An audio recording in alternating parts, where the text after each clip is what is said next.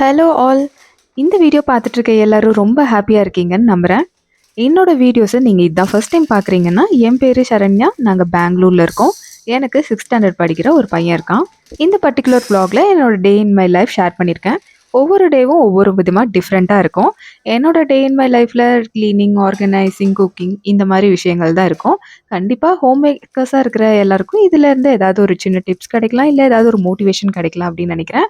நான் ஒரு complete vegetarian. அதனால டெய்லியும் எப்படி சுண்டல், பருப்பு இந்த மாதிரி ஏதாவது நம்ம ஃபுட்டில் இருக்கிற மாதிரி பார்த்துப்பேன். அண்ட் வீக்லி ஒன்ஸ் என்னோட ஃபேமிலிக்காக நான் நான்வெஜ் சமைச்சு கொடுப்பேன். நேற்று நைட்டே ராஜ்மா சுண்டல் 1 கப், பச்சை பட்டாணி 1 கப் ஊற வச்சுட்டேன். காலையில் பிரேக்ஃபாஸ்ட்டுக்கு ராஜ்மா குழம்பு கூட சப்பாத்தி. ராஜ்மா ஊற வச்ச தண்ணியை டிஸ்கார்ட் பண்ணிவிட்டு அதுக்கப்புறம் ஃப்ரெஷ்ஷான வாட்டர் வச்சு அது நல்லா கொதி வந்ததுக்கப்புறமா அதுக்குள்ளே ராஜ்மாவை ஆட் பண்ணி நம்ம ஒரு 10-15 விசில் விடணும். அப்போ தான் ராஜ்மா நல்லா வேகும்.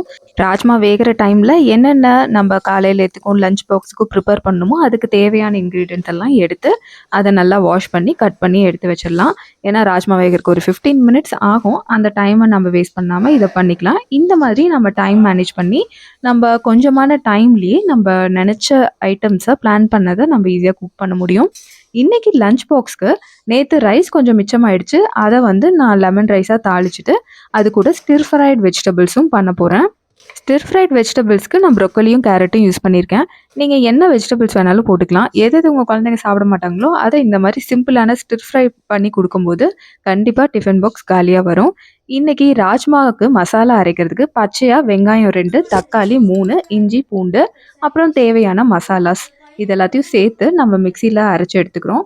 ராஜ்மா எந்த குக்கரில் வேக வச்சிங்களோ அதையே எடுத்து இன்னொரு பாத்திரத்தில் மாற்றி வச்சுட்டு குக்கர்லேயே நம்ம இந்த கிரேவியை தாளித்து விட போகிறோம். ஏன்னா குக்கரில் போட்டு விசில் விடும்போது நல்லா வெந்து வரும் அண்ட் எண்ணெய் பிரிஞ்சு சீக்கிரமாக வரும். ராஜ்மாவை கூட சேர்த்தா தான் அந்த டேஸ்ட்டும் நல்லாயிருக்கும்.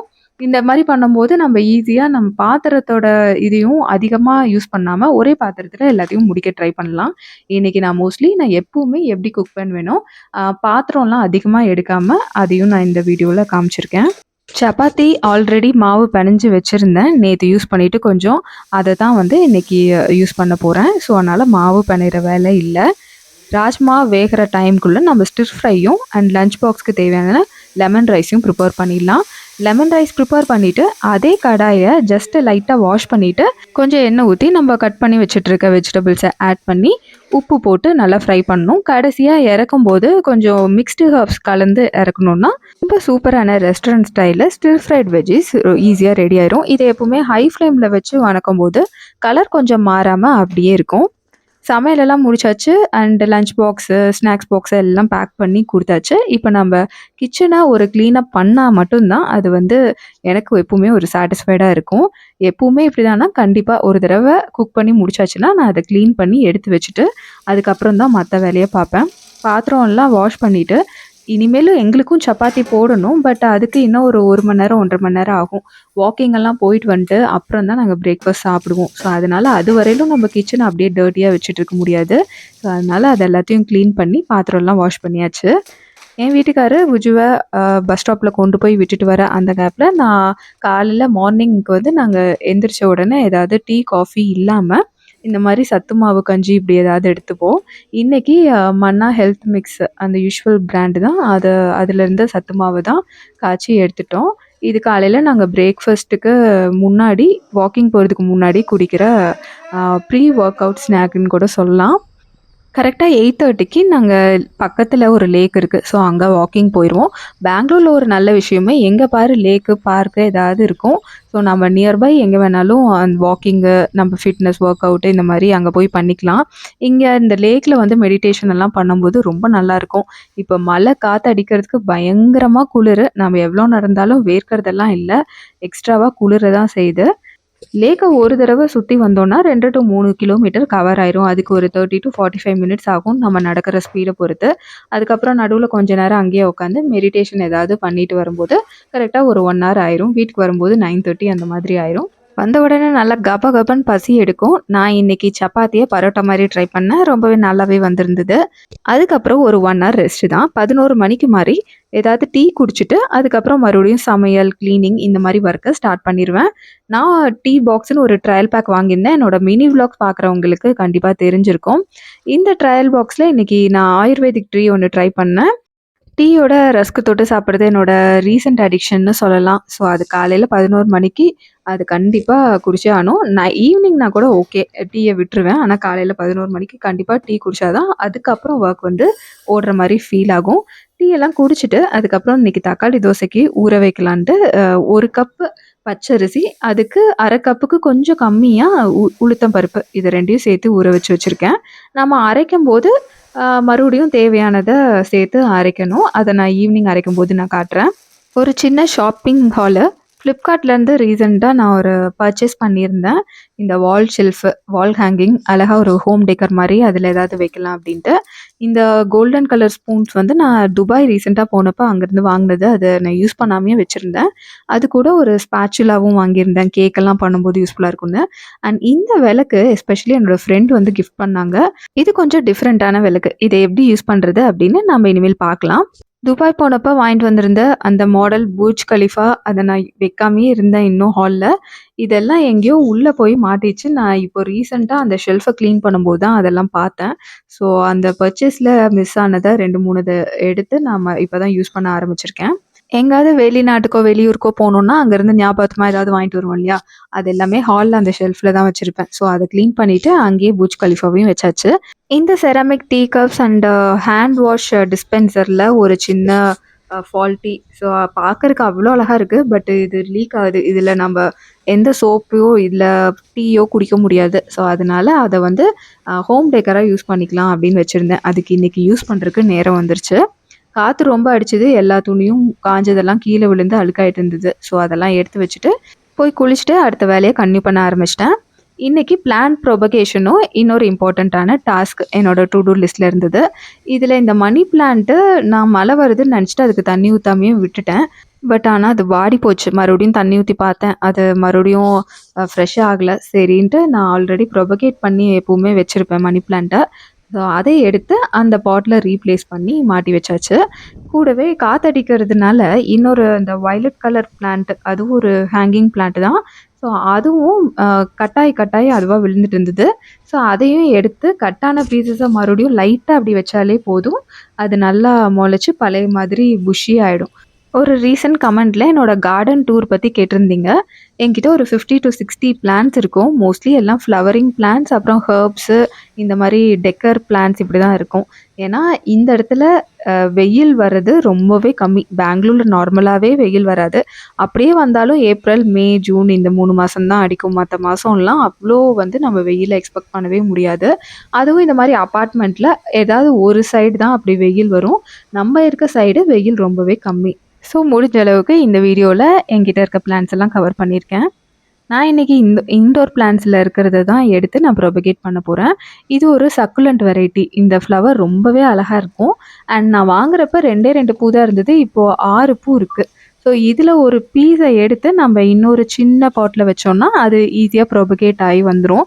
இதுக்கு பெரிய ஒரு மேஜிக் தேவையில்லை. நம்ம எடுத்து வைக்கிறது மட்டும்தான் நம்ம வேலை. அண்ட் ஸ்னேக் பிளான்ட்டையும் நான் ப்ரொபகேட் பண்ணுறதுக்காக கீழே இருக்க 2 லீஃபை எடுத்து வச்சுருக்கேன். ஸோ அதை எடுத்து இன்னொரு பாட்டில் வச்சிட்டோம்னா அதுவும் அழகாக ப்ரொபகேட் ஆகி வந்துடும். ஆல்ரெடி இண்டோருக்காக வாங்கின எல்லா பிளான்ட்ஸையும் நான் வெளியில தான் வச்சுருக்கேன். ஏன்னா இண்டோருக்குள்ளே அது வரமாட்டேங்குது அப்படிங்கிறதுனால. இது என்னோட ரோஸ்மெரி பிளான்ட். இந்த சைடில் நான் நிறையா ஹெர்ப்ஸ் வச்சுருப்பேன். ஸோ ரோஸ்மெரியும் மணி பிளான்ட் இப்போ நம்ம எடுத்து யூஸ் பண்ணிட்டோம் இல்லையா? ஸோ அதுக்கு பதிலாக இன்னும் கொஞ்சத்தை இந்த மாதிரி கட் பண்ணி ப்ரொபகேட் பண்ணுறதுக்காக அதே கப்பில் போட்டு வச்சிடலாம். ஸோ தட் மறுபடியும் நம்ம வேறு ஒரு பாட்லேயோ வேறு எங்கேயாவது ஹேங் பண்ணணுமோ அப்படின்னு நினைக்கும்போது சூப்பராக இது நம்மளுக்கு ரெடியாக இருக்கும். இதை இந்த மாதிரி லீவ்ஸை மட்டும் கட் பண்ணி அதோட ரூட்ஸோடு சேர்த்து ஒரு ரப்பர் பேண்டை லைட்டாக இப்படி சுற்றி விட்டுட்டோம்னா போதும். அழகாக புஷ்ஷியாக ஒவ்வொரு ரூட்லேருந்தும் ஒவ்வொரு பிளான்ட் வந்து க்ரோ ஆகி வரும். இந்த மாதிரி பார்க்கும்போது பார்க்குறதுக்கு நல்லா அழகாக இருக்கும். இந்த மெத்தட் நீங்கள் ட்ரை பண்ணி பாருங்கள். உங்களோட மணி பிளான்ட் வளரணும் அப்படின்னு நினச்சிங்கன்னா. ரோஸ்மெரி நான் இதுவரையிலும் ப்ரொபகேட் பண்ணதில்லை. பட் சக்ஸஸ்ஃபுல்லாக ஆயிருக்குன்னு நிறைய பேர் சொல்லியிருக்காங்க. ஸோ அதனால் அதையும் ப்ரொபகேட் பண்ண எடுத்து வச்சுருக்கேன். அவ்வளோ வாசனையான பிளான்ட் இன்னொன்று இருந்தால் நல்லா தானே இருக்கும். இந்த அரிக்கா பாம் பிளான்ட்டு ரொம்ப நாளா என்கிட்ட இருக்கு. அதோட பாட் வந்து கொஞ்சம் சின்னதாயிடுச்சு. இனிமேல் அத மாத்தி வச்சா தான் அது கொஞ்சம் வளரும். அதுல நெறைய காஞ்ச லீவ்ஸ் இருந்தது. அத அப்பப்ப டிஸ்கார்ட் பண்ணணும். இல்லாட்டி பிளான்ட்லேருந்து புது லீவ்ஸ் வர்றதில்ல. அண்ட் பிளான்ட்டோட அழகே வந்து ஸ்பாயில் ஆகுது. கார்டன்ல இருக்கிற கிளீனிங், ப்ராபகேட்டிங் இந்த வேலையெல்லாம் முடிஞ்சிருச்சு. இப்ப நம்ப again back to the house. இதுக்குள்ள இப்போ நம்ப ஆல்ரெடி எடுத்து வச்சிருக்க அந்த டெக்கர் பீசஸ் எல்லாம் அந்தந்த இடத்துல ப்ராப்பரா செட் பண்ணணும். இன்னைக்கு இந்த டைனிங் டேபிள்ல இருக்கிற புத்தாவ நான் ரிமூவ் பண்ணிட்டு அந்த உடைஞ்ச அந்த செராமிக் டிஸ்பென்சரை அங்கே வச்சுட்டு அதில் வந்து ஒரு ஆர்டிஃபிஷியல் லீஃப் வைக்க போகிறேன். இந்த இடத்துல நான் ஒரிஜினல் மணி பிளான்ட் வச்சு பார்த்தேன், ஒழுங்காக வளரல. ஸோ அதனால ஐக்கியாலேருந்து வாங்கிட்டு வந்த ஆர்டிஃபிஷியல் லீவ் செட்டில் ஒரு செட்டு இன்னும் யூஸ் பண்ணாமல் இருந்துச்சு. ஸோ அதை அந்த செராமிக் டிஸ்பென்சரில் போட்டு டேபிளில் வச்சுட்டேன். இப்போ அதோட லுக் வந்து கம்ப்ளீட் ஆயிடுச்சு. அங்கேருந்து எடுத்த புத்தாக்கு இன்னொரு பெரிய வேலை இருக்குது. ஸோ ஆல்ரெடி நான் ஃப்ளிப்கார்ட்லேருந்து அந்த மேக்ரோமி ஹேங்கர் வாங்கியிருந்தேன் இல்லையா? ஸோ அதை வாஷிங் மிஷினுக்கு மேலே ஒரு இடம் காலியாக இருந்தது. ரொம்ப எம்ப்டியாக ஃபீல் ஆச்சு.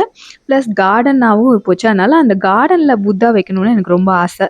புத்தாவுக்கு ஒரு நல்ல இடம் தேடிட்டு இருந்தேன். அதனால இந்த த்ரெட் ஹேங்கர் ஸ்டாண்ட் வாங்கி அங்கே புத்தாவை வச்சாச்சு. என்கிட்ட ஒரு டெக்கரேட்டிவான ராதாகிருஷ்ணா சிலை இருந்தது. அத நாம கிச்சனுக்கு போற வழியில ஒரு எம்ப்டி ஸ்பேஸ் இருந்தது. ஸோ, அதுல அத வச்சு ஆர்டிஃபிஷியல் லீவ்ஸும் ஒண்ணு என்கிட்ட ஃப்ரீயா இருந்தது. அதையும் வச்சாச்சு. ரொம்ப அழகா அந்த இடத்துக்கு அந்த பீஸ் செட் ஆயிருந்தது. அடுத்தது இந்த பியூட்டிஃபுல்லான டிஃப்யூசர் விளக்கு. இது பியூர் பிரேஸு. என்னோட ஃப்ரெண்ட் வந்து எனக்கு இந்த மாதிரி பீஸஸ் எல்லாம் ரொம்ப பிடிக்குங்கிறக்காக எனக்கு இத கிஃப்ட் பண்ணாங்க. இதுக்கு கீழ விளக்கேத்தி வச்சுட்டு, மேல ஒரு கப் ஹோல்டர் குடுத்துருக்காங்க.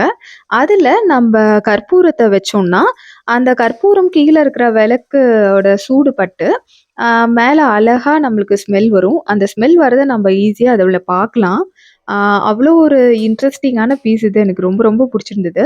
இதுக்கு மேல கற்பூரத்துக்கு பதிலா நம்ப ஏதாவது எசென்ஷியல் ஆயில்ஸ் கூட விட்டு, அந்த ஸ்மெல் கூட நம்ம டிஃப்யூஸ் பண்ண வைக்கலாம். இது பியூர் பிரேஸுங்கிறனால நல்லா கனமா, நல்லா அதோட வாசனை ஃபுல்லா ஸ்ப்ரெட் ஆனத நான் ஃபீல் பண்ண முடிஞ்சது. மேக் ஓவர் பண்றதுக்காக எதெல்லாம் வாங்கி வச்சிருந்தனோ, என்னென்னலாம் பண்ணணும்னு நெனச்சிருந்தனோ, அதெல்லாம் ப்ராப்பரா பண்ணியாச்சு. நான் நெனச்சத விடவே அவுட்புட் ரொம்ப சூப்பரா, அழகா வந்திருந்தது. எனக்கு ரொம்ப ஃபுல் சாட்டிஸ்ஃபைடா இருந்தது. அடுத்தது வேற என்ன டின்னர் வேல தான். டின்னருக்கு இன்னைக்கு ஒரு ஸ்பெஷலான ஐட்டம் பாவ் பாஜி பண்ண போறேன். பாவ் பாஜிக்காக தான் அந்த பச்சை பட்டாணி ஊற வச்சு வச்சிருந்தேன். இதுக்கு பதிலா நீங்க ஃப்ரெஷ் பீஸ் கிடைச்சதுன்னா, அதையவே யூஸ் பண்ணிக்கலாம். நான் இது கூட சேர்க்கறதுக்கான எல்லா வெஜிடபிள்ஸையும் எடுத்து வச்சாச்சு. உங்ககிட்ட என்னென்ன வெஜிடபிள்ஸ் கிடைக்குதோ அது எல்லாத்தையும் இது கூட போடலாம். கண்டிப்பா பட்டாணியும், உருளைக்கிழங்கும் மஸ்ட்டு. நான் இன்னைக்கு கேரட் பீன்ஸை எக்ஸ்ட்ராவா எடுத்திருக்கேன். பட்டாணி வேக வச்ச அதே குக்கர்ல கொஞ்சம் நெய், எண்ணெய் விட்டு தேவையான garam masala, whole spices add பண்ணி ஒரு வெங்காயத்தை நல்லா சாப் பண்ணி அதை வணக்கிக்கிட்டேன். இது கூட பச்சை பட்டாணி, நான் வெட்டி வச்சிருந்த வெஜிடபிள்ஸ் எல்லாத்தையும் சேர்த்து கிரேவியும் சேர்த்து நம்ம விசில் விடணும். நான் இன்னைக்கு காலையில ராஜ்மா என்ன மெத்தடில் பண்ணனோ அதே மெத்தட் தான் பாவ் பாஜிக்கும். ஸோ அதனால இங்கே வெஜிடபிள்ஸ் மட்டும்தான் டிஃபர் ஆகுற அப்படிங்கிறதுனால என்கிட்ட ராஜ்மா கறியில் நிறைய குழம்பு மீதி ஆயிடுச்சு. இன்னைக்கு புஜுவும் அவரும் ஆஃபீஸ் ஸ்கூலுக்கு போயிட்டதுனால அந்த குழம்பு மத்தியானம் எனக்கு மட்டும் அவ்வளோ செலவாகல.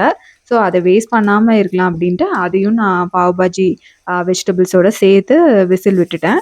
பாவ் பாஜிக்கு ரொம்ப முக்கியமான ஒரு பாயிண்ட் என்னன்னா, வெஜிடபிள்ஸ் எல்லாம் என்னென்ன இருக்குன்னே தெரியக்கூடாது. அந்த அளவுக்கு நல்லா மேஷ் ஆயிருக்கணும். இதுக்கு நிறைய தண்ணியும் விடக்கூடாது. ஓரளவுக்கு கெட்டியா இருந்தா தான் பாவ் பாஜி மசாலா நல்லாயிருக்கும். மசாலா குக் ஆகுற கேப்ல நான் தக்காளி தோசைக்கு ஊற வச்சிருந்தேன் இல்லையா? அந்த அரிசி, உளுந்து 2யும் ஒண்ணா சேர்த்து, அது கூட தக்காளி, சீரகம், வரமிளகா முக்கியமா அது, உப்பு எல்லாத்தையும் சேர்த்து நல்லா மையா அரைச்சு எடுத்துக்கிட்டேன். இப்போ இத நல்லா மிக்ஸ் பண்ணிட்டு நான் நைட்டு பூரா ஃபெர்மெண்ட் ஆக விட்டுருவேன். காலையில எந்திரிச்சு தக்காளி தோசை சுட்டோம்னா கரெக்ட்டா இருக்கும். இந்த தக்காளி தோசைங்கிறதுனால ஒரு ரொம்ப கம்மியான போர்ஷன் தான் நான் அரைச்சு வச்சேன். ஏன்னா இது ரொம்ப சீக்கிரத்துல புளிச்சிரும் அப்படிங்கிறதுனால. குக்கர் விசில் வந்தோன்னே அத ஆஃப் பண்ணிட்டேன். அதுக்குள்ள நான் பாவ் பிரெட் ஆர்டர் பண்ணியிருந்தேன். ஹோல் வீட் பிரெட் தான் அந்த தடவ ஆர்டர் பண்ணியிருந்தேன். ஸோ அதில நெய் போட்டு 2 பக்கம் டோஸ்ட் பண்ணி எடுத்துக்கணும். மேக்ஸிமம் 1 பிரெட்டு இல்ல 2 பிரெட்டு சாப்பிட முடியும் அவ்வளோதான். அதனால இந்த 4 பிரெட்டுமே எங்களுக்கு கரெக்ட்டா இருக்கும். ப்ளஸ் பாவ் பாஜியில வந்து பிரெட் கம்மியாவும், அந்த மசாலாஸ் நெறையா சாப்பிடும்போது ரொம்பவே நல்லாயிருக்கும். அந்த விசில் அடங்குறதுக்குள்ளேயே நான் இதெல்லாம் டோஸ்ட் பண்ணி எடுத்து வச்சுட்டேன். பிளேட்டையும் செட் பண்ணிட்டேன். கொஞ்சம் வெங்காயம், லெமனு, கொத்தமல்லி தழை அதுக்கு தேவையானது எல்லாத்தையும் ரெடி பண்ணி எடுத்து வச்சுட்டேன். விசில ஓப்பன் பண்ணிட்டு, கொஞ்சம் நெய் போட்டு நல்லா கடைஞ்சுக்கணும். மேஷ் பண்ணிக்கணும். என்னென்ன வெஜிடபிள்ஸ் இருக்குன்னே தெரியாம நல்லா மேஷ் பண்ணி எடுத்துக்கணும். இப்போ நான் ஒரு பிளேட் ஃபுல்லா பாவ் பாஜி ஸ்ப்ரெட் பண்ணிக்கிட்டேன். மேல கொத்தமல்லி தழை, சுட சுட இத பிரெட்டோட சேர்த்து சாப்பிடும்போது அவ்ளோ சூப்பரா இருந்தது. இதுதான் ரொம்ப ஈஸியஸ்ட் மெத்தட் பாவ் பாஜிக்கு. நீங்களும் கண்டிப்பா ட்ரை பண்ணி பாருங்க. ராஜ்மாவும் சரி, பாவ் பாஜியும் சரி இந்த மெத்தட்ல செய்யும்போது ஜஸ்ட் 5 to 10 மினிட்ஸ் தான் எடுக்கும். நம்ம வீடியோவோட எண்டுக்கு வந்தாச்சு. இந்த வீடியோ உங்களுக்கு புடிச்சிருந்தா, இதிலருந்து ஏதாவது சில விஷயம் உங்களுக்கு இன்ட்ரெஸ்டிங்கா இருந்தா மறக்காம சேனல லைக் பண்ணுங்க அண்ட் சப்ஸ்கிரைப் பண்ணுங்க. இன்னொரு இன்ட்ரெஸ்டிங்கான கன்டென்ட்டோட நெக்ஸ்ட் வீக் உங்கள மீட் பண்றேன். பாய்.